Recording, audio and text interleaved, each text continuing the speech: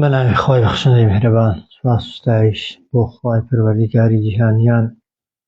سەلات و سەلام و ڕەحمەت و میهرەبانی خوای پەروەردگار بڕژێ بەسەر گیانی پاکی پێغەمبەری پێشەوامان محەممەد صلی الله عليه وسلم و بۆ سەریار و یاوەران و شوێن کەوتوانی تا ڕۆژی دوایی.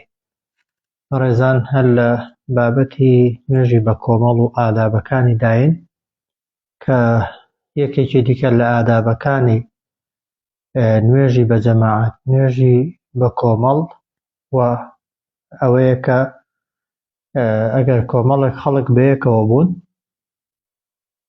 پێوەرد چییە بۆ ئەوەی کە کامیان ببێتە ئیمام و بچێتە پێشەوە، کە وەکو گوتمان پێشووتر تەبەن هەر کەسێک نوێژی خۆی دروست بێت و نوێژەکەی ڕەوان بێت دەکرێت ببێتە ئیمام. بەڵام ئەگەر بمانەوێت ئەجری زیاتر و خێری زیاترمان دەستکەوێت، کام لە ئێمە ببێ بە ئیمام و شێ بکەین بە پێشنوێژی خۆمان. پێغەمبەرمان صلی الله عليه وسلم دەفەرمێت إذا كانوا ثلاثة فليؤميهم أحدهم. ئەگەر سێ کەس بەیەکەوە بوون لە شوێنێک یان دوو کەسیش با یەکێکیان ببێتە بە ئیمام وأحقهم بالإمامة أقرأهم. دەفەرمێت شایستەترین کەسیش بۆ ئەوی ببێتە ئیمام ئەو کەسەیە کە ئەقرەئتر بێ، یعنی خوێندەوارتر بێ، بە معنای ئەوەی قورئانی چاکتر بزانێت و قورئانی چاکتر لەبەر بێ. بۆیە ئەسڵ ئەوەیە ئەگەر لە شوێنێک کۆمەڵێک چەند کەسێک بەیەکەوە بوون، کامیان لە کتێبی خوا لە قورئان شارەزایی زیاترە بەوەی کە جوان دەتوانێت بیخوێنێتەوە یا لێی تێگەیشتووە و تەفسیر و معنای دەزانێت و لەبەریەتی ئەویان بچێتە پێشەوە. ئەگەر هەموویان بەقەد یەک قورئانیان لەبەر بوو یا ئاستی تێگەیشتنیان وەکو یەک بوو، ئەو کاتچێ سونەت و فەرمودەی پێغەمبەری صلی الله عليه وسلم زیاتر لەبەرە و شارەزاترە لێی. ئەگەر لەوەش وەکو یەک بوون، دەفەرمێت چێ پێشتر هیجرەتی کردبوو کە ئەوە ئێستا بۆ ئێمە نەماوە، ئەو جار دەفەرمێ ئەگەر لە هەموو ئەو شتانەدا وەکو یەک بوون چێ بەتەمەنترە سونەت وایە ئەو بچێتە پێشەوە. و هەروەها ئیبن مەسعود بۆمان دەجێڕێتەوە کە پێغەمبەر فەرموویەتی صلی الله عليه وسلم يؤم القوم أقرأهم لكتاب الله. دەبێتە ئیمام یان با ببێتە ئیمام ئەوەی کە لە هەمووان زیاتر کتێبی خوای شارەزایە و لێی دەزانێ. فإن كانوا في القراءة سواء. ئەگەر لە خوێندنەوەی قورئان و تێگەیشتن لە قورئاندا وەکو یەک بوون، فأعلمهم بالسنة. چێ لە سنەت و ڕێبازی پێغەمبەر صلی الله عليه وسلم شارەزاتر بوو. فإن كانوا في السنة سواء. ئەگەر هاتون لە سنەت و تێگەیشتن لە سنەتی پێغەمبەر و فەرمودە لەبەربوونیشدا وەکو یەک بوون، ئەوە فأقدمهم هجرة. چێ پێشتر کۆچی کردووە. ئەگەر لە هیجرەتیشدا وەکو یەک بوون، چێ تەمەنی زیاترە. پاشان دەفەرمێ ئەگەر چوونە شوێنێک کاربەدەستێکی لێبوو، لە جێگای کاربەدەستەکەیدا ئێوە مەبن بە ئیمام، با کاربەدەستەکە خۆی ئیمامەتی بکە. و هەروەها ئەگەر چوویە ماڵێکیش خاوەن ماڵ دەیزانی ئیمامەت بکە و کەسێکی شارەزا و تێگەیشتوو بوو، چاکتر وایە ساحیبی ماڵەکەی ببێتە ئیمام و ئەوەی کە میوانە نەچێتە پێشەوە مەگەر خاوەن ماڵەکە خۆی بیباتە پێشەوە و بیخاتە پێش خۆی. یەکێکی دیکە لە خاڵەکان کە بیزانین ئیمامەتی چێ دروستە، چێ دەکرێت ئیمامەتی بکە. تەوان منداڵێک کە پاک و خاوێنی بزانێت دەتوانێت ببێ بە ئیمام. کەسی نابینا دەکرێت ئیمامەتی بکە، هیچ گرفتێک نییە. کەسێک بە پێوە نوێژ دەکات و ئەوەی لە پشتەوەیە ناتوانێت بە پێوە نوێژە بکات، دانیشتووە دەکرێت لە دوای یەکەوە نوێژە بکەن. و هەروەها دەکرێت ئیمام بە دانیشتنەوە نوێژە بکات ئەگەر عوزری هەبێت، تەبعاً ئەوانەی لە پشتەوەنە بە پێوە بن. و هەروەها کەسێک نوێژی فەرز دەکات، دەتوانێت لە دوای کەسێکەوە نوێژ بکات کە نوێژەکەی سونەتە. و هەروەها ئەو کەسێک کە نوێژی سونەت دەکات، دەتوانێت لە دوای کەسێکەوە نوێژ بکات کە نوێژەکەی فەرزە. و هەروەها ئەو کەسەی دەستنوێژی هەڵگرتووە دەتوانێت لە دوای کەسێکەوە نوێژ بکات کە بە تەیەمموم نوێژی بۆ خۆی حەڵال کردووە، عوزری هەیە ناتوانێت ئاو بەکاربێنێ، دەکرێت ببێتە ئیمام. و هەروەها ئەوەی تەیەممومی کردووە دەکرێت لە دوای کەسێکەوە نوێژ بکات کە دەستنوێژی هەیە. مسافر ڕێبوار دەتوانێت لە دوای کەسێکەوە نیشتەجێ یان لە دوای کەسێکی نیشتەجێوە نوێژ بکە و هەروەها کەسی نیشتەجێ دەتوانێت لە دوای ڕێبوارەوە نوێژ بکە و هەروەها دەکرێت کەسێکی کەم یعنی بە مستەواتر لە دوای کەسێکەوە نوێژێ بکە کە مستەوای لە خۆی زۆرترە بە عەکسیشەوە چونکە هەموو لەوانە لە سەردەمی پێغەمبەری خوادا صلی الله عليه وسلم ڕوویان داوە. عەمری کوڕی سەلەمە ئیمامەتی بۆ قەومەکەی خۆی کردووە کە دەفەرموون لەو کاتەدا تەمەنی 6 ساڵ یا 7 ساڵ بووە. پێغەمبەر صلی الله عليه وسلم لە مەدینە عەبدوڵای کوڕی ئوم مەکتوم کە کەسێکی کوێر بوو لە شوێنی خۆی دانا دوو جار و ئیمامەتی بۆ خەڵکی دەکرد. پێغەمبەر صلی الله عليه وسلم لە نەخۆشی سەرەمەرگدا لە دوای ئیمامی ئەبوبەکرەوە نوێژی کرد بە دانیشتنەوە و هەروەها زۆر جار پێغەمبەر صلی الله عليه وسلم جارێکیان بە دانیشتنەوە ئیمامەتی کرد ئیشارەتی کرد بۆ ئەوانەی پشتەوە کە دانیشن بەڵام کەسیان دانەنیشتن.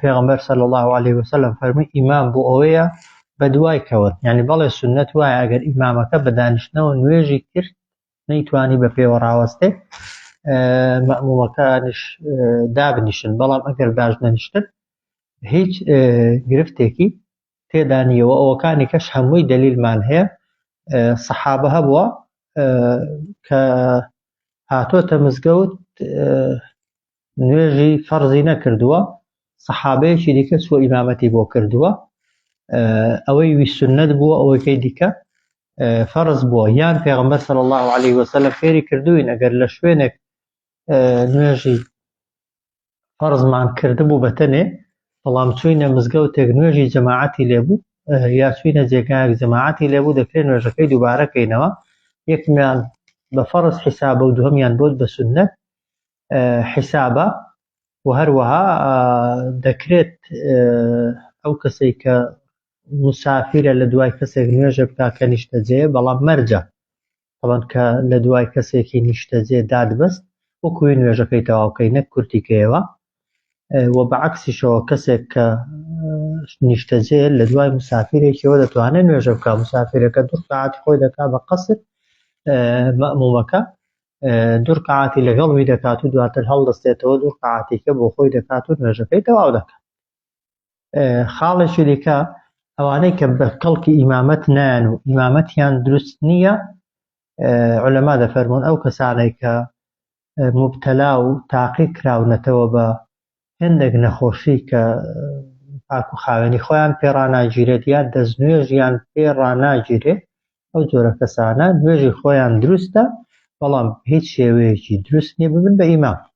بنمونە ئەو کەسەی کە چرکەمیزەی لێیە لە پیاوان یان لە ئافرەتانەوەی کە خوێنی ئیستیحاضە و خوێنی نەخۆشی دەبینێ بە هیچ شێوەیەکی دروست نییە ئیمامەتی بکەن بەڵام نوێژی خۆیان طبعاً دروستە بە پێی کەسەکان طبعاً و ئەو کەسەی کە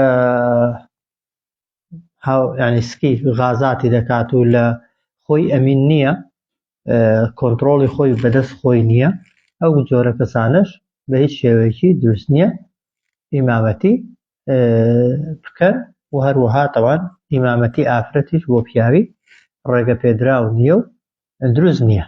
خاڵێکی دیکە دەکرێت طبعاً ئافرەتان بۆ ئافرەتان ئیمامەتی بکەن ئەگەر لە شوێنێک کۆمەڵێک ئافرەت لە کنیەک بوون وەکو عایشە خوا لێ ڕازی بێ وای دەکرد کە دەفەرمێ ئێمە کە لە جێگایەک دەبووین یەکمان دەچوویە پێشەوە و ئەوەکانی دیکەش سەرەتا لە پشتیەوە ڕادەوەستان بەڵام دواتر پێغەمبەر صلی الله عليه وسلم فێری کردن فەرمووی ئەگەر ئیمامەتیتان کرد ئیمامەکە با لە ناوەڕاست ڕاوەستێ ئافرەتەکان با لە لای ڕاست و چەپی ڕاوەستن ئیمامەکە تەنها یەک تۆست دەچێتە پێشەوە ئەوگەر تەنها ئافرەت بەیەکەوە ئیمامەتیان کرد بەڵێ ئیمامەتی ئافرەتی بۆ ئافرەتی دروستە بەڵام سنەت وایە ئیمامی ئافرەت نەچێتە پێشەوە ئیمامی ئافرەتە لە ڕێزی ئافرەتەکان دابێت لە ناوەڕاستیان هێندێکیان لە لای ڕاستی بن و هێندێکیان لە لای چەپی بن و یەک تۆست تەبان لە پێش ئەوانەوە بێت بەسە. و هەروەها یەکێکی دیکە لە خاڵەکان دەکرێت پیاو ببێتە ئیمام بۆ ئافرەتێک یان بۆ کۆمەڵێک ئافرەت. ئەگەر جا ئەوە زۆر جار بووە خێزانەکانی پێغەمبەر صلی الله عليه وسلم منداڵێکیان خستووەتە پێش خۆیان یان لە ماڵەوە دەکرێت پیاو پێشکەوێت و خێزانەکەی لە پشتیەوە بێت یا خوشکەکەی یا هەر ئافرەتێکی دیکە مەحرەم بن یا مەحرەم نەبن، طبعاً ئەوە مۆزوعێکی دیکەیە، گرنگ دەکرێت پیاو ئیمام بێت و ئافرەت لە پشتەوە نوێژی بکەن. جا ئەگەر کۆمەڵێک بوون بەیەکەوە بەڕیز لە پشتی پیاوەکەی ڕادەوەستن نەک لە ڕیزی پیاوەکەی، و تەنانەت ئەگەر یەک ئافرەتیش بێ ئافرەتەکە نایەتە تەنیشتی پیاوەکەی بەڵکو لە پشتەوە بەیەکەوە یعنی بەتەنها ڕادەوەستی. خاڵێکی دیکە لە بابەتەکانی ئیمامەت بریتیە لەوەی کە هەر کەسێک ئیماندار بێت موسڵمان بێت نەتوانی حکمی کافریەتی بەسەردادەی کوفری لێ نەبیندرا بێت دروستە ببێتە ئیمام بەمەرجێک تەوەن فاتحا و نوێژی ڕەوان بێت.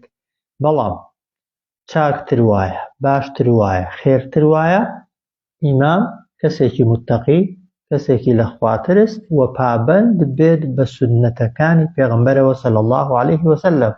ئەو کەسانێک کە بە ئاشکرا گوناهیان لێ دەبیندرا گوناهی گەورە یان گوناهی بچووکیان زۆر لێ دەبیندرا یا ئەوانەی کە مبتەدیعن و بە ئارەزووی خۆیان لە دین زیاد دەکەن و کەم دەکەن، ئەوانە مەکروهە ناپەسەندە ئینسان بیان کە بە ئیمامەتی خۆیان یان نوێژیان لە دواوە بکە. نوێژەکە دروستە گومانی تێدا نییە مادام کەسەکە ئیماندارە بە گوناهیشی هەبێ، تەنانەت ئەگەر عارەق خۆریش بێت مادام بە حەڵاڵی نازانێت، قاتیلیش بێ مادام بە حەڵاڵی نازانێت، تەنانەت ئەگەر زیناکەریش بوو بێت یا ببێ بەمەرجێک بە حەڵاڵی نەزانی، بەڵێ ئەوانە گوناهن ئەوانە تاوانن، بەس کەسەکە ئەگەر بە حەڵاڵیان نەزانی پێیان لە دیر دەرناچێت. مادام کەسەکە بە کافر حیساب نییە هەر جۆرە گوناهێکی هەبێت دەکرێت و نوێژی لە دوا بکەیت. بەڵام وەکو گوتم ئەگەر بکرێت یان کەسی چاکتر باشتر و متتەقیتر و لەخواترس هەبن نوێژیان لە دوا بکەیت بەبێ گومان ئەجری نوێژەکەت زیاترە و خێرەکەی زۆرترە. یەکێکی دیکە لە ئادابەکان و لە خاڵەکانی ئیمامەت دروستە ئەگەر ئیمام نوێژی درێژ کردەوە و ئەتۆ بەنمونە خەوت هات نەتوانی لەگەڵی بەردەوام بی یان دەستنوێژت قرس بوو بەنمونە بە زەحمەت دەتوانی خۆت ڕاگری یان مەشغەڵەت و سەرقاڵیەکت بۆ هاتە پێشێ فعلەن عوزرت هەبوو نەتدەتوانی چاوەڕێی ئیمامیکەی، لەو حاڵەتەدا دروستە نیەتی جیابوونەوە لە ئیمامی بێنی لە دڵی خۆتدا نوێژەکەی خۆت تەواوکەی و ئیمامەکەت بەجێ بێڵی. ئەجری جەماعەتەکەشت بەبێ گومانی بۆ نووسراوە مادام بە عوزرەوە لەگەڵ ئیمامەکەی نەماوی و ئیمامەکەت بەجێ هێشتووە.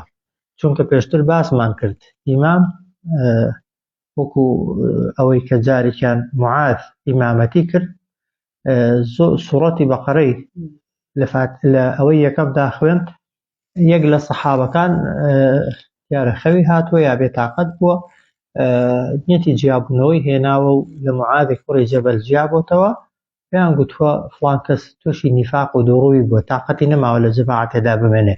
دواتر خەبەرەکە بە پێغەمبەر گەیشتووە، پێغەمبەر صلی الله عليه وسلم بە معاذی گوتووە ئەفەتانە ئەنتە یا معاذ، خەڵکی تووشی زەحمەتی مشقەت و ناڕەحاتی کەوان لێبێ جەماعەت و نوێژیان لەبەر چاوی بکەوێ. ئەو جار فەرموویەتی جارێکی دیکە ئەرکە ئیمامەتت کرد ئەو سوڕەتانە مەخوێنە بەڵکو لە جێی ئەو سوڕەتانە فڵان سوڕەتە و فڵان سوڕەتە بخوێنە و هەندێک سوڕەتی کورتی بۆ دیاری کرد. وێ ئەگەر عوزر هەبوو بیانوت هەبوو بۆ ئەوەی ئیمام بەجێهێڵی نیەتی جیابوونەوە لە ئیمام لە دڵی خۆتدا دێنی نوێژەکەی خۆت سەریعتر تەواو دەکەی و دواتر سەلام دەدەیەوە، هیچ گوناهێکیشت ناگاتێ ئەگەر بە عوزر ئیمامەکەت بەجێهێشت بێت.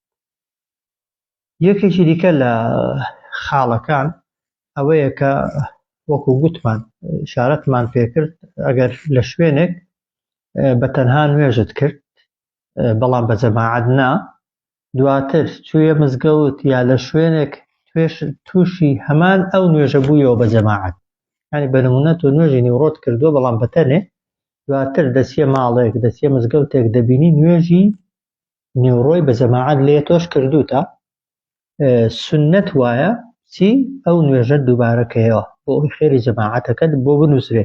نوێژەکەی یەکەمت کردو فەرزەکەت لەسەر لا چووە، جاری دووهەم کە نوێژەکەی دەکەی نوێژەکەت بە سنەت بۆ حیسابە و هەروەها ئەجری جەماعەتەکەشت دەستکەوتووە کە ئەوەش فەرمودەی صەحیح پێغەمبەری صلی الله عليه وسلم لەسەرە و پێغەمبەری خوا صلی الله عليه وسلم بە سەحابەیەک کە هاتە مزگەوت بینی لەولاوە خەڵکێک نوێژی بە جەماعەت دەکا و ئەو دانیشتووە لێی دەپرسێ ئەو بۆ دانیشتووی؟ دەفەرمێی پێغەمبەری خوا من لە ماڵەکەی خۆم نوێژەکەی خۆم کردووە. فەرمووی بڕۆی نوێژەکەیان لەگەڵ بکەوە، ئەوەی خۆت کە کردوتە بە فەرزت بۆ حیسابە، ئەوەشی کە ئێستا لەگەڵ جەماعەتی دەیکەیەوە بە سنەت بۆت حساب دەکرێت و ئەجری جەماعەتەکەت دەست دەکەوێت. صلى الله على سيدنا محمد وعلى آله وصحبه أجمعين.